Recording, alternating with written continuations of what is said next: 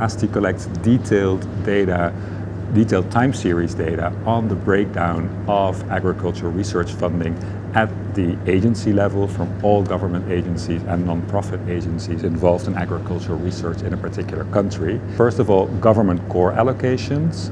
Under government core allocations is included all the direct institutional funding coming from a central budget. So for example, if you are the National Agricultural Research Institute and you fall under the Ministry of Agriculture, that all the funding that you all the government funding that you receive from that ministry should be reported under government core allocation.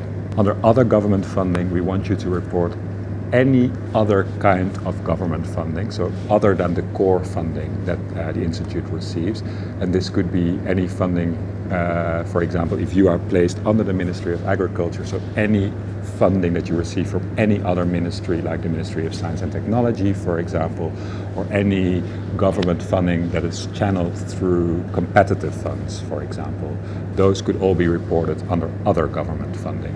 Then ASTI makes a distinction between loans and grants from multilateral donors. First of all, loans, obviously, as the name implies, is money that you need to pay back to the donor.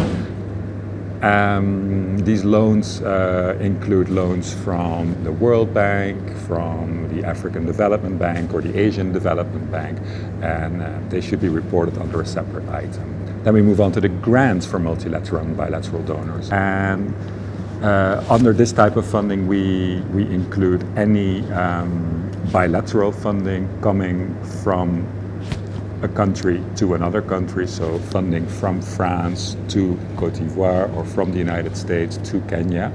But we also include things like grants from CGIAR centers, for example, or sub-regional organizations or regional agricultural research organizations such as FARA or APARI, or any other private foundations such as the Bill and Melinda Gates Foundation or the Rockefeller Foundations. The next item is commodity levies and producer organizations.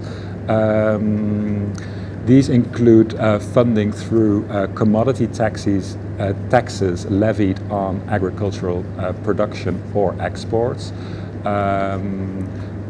Not all countries have this type of funding mechanism, but we see this in particular at institutes that are involved in agricultural research in certain export commodities, such as, for example, the Tea Research Institute in Kenya or in Tanzania.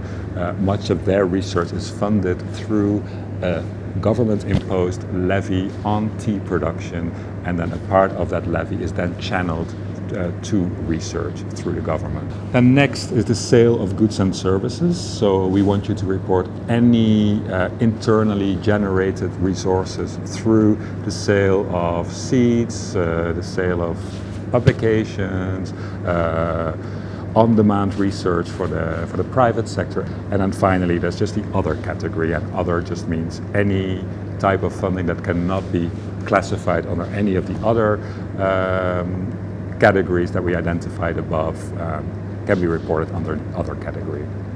One of the challenges you might occur when collecting data from agricultural research agencies is that the financial reporting systems of agencies do not always reflect the same classifications as those used by ASTI. So ASTI wants you to report data by government, donors, internally generated resources or commodity levies or any other funding sources. But perhaps a particular agency's financial reporting system has completely different classifications. So it might not always be easy to follow the ASTI classifications, but when in doubt, you can just send the information to us by email. One other challenge that you might come across is that financial years do not necessarily match calendar years. So for example, if a financial year starts on March 1st and runs until the 28th of February, there is a challenge here. But we can assume that, for example, if the financial year starts on March 1st, that means that 9 months of the calendar year occur in one financial year and 3 months of the next calendar year still occur in the same financial year, we assume that most of these months, or 9 months, can be reported under that calendar year in which most of the months actually are placed.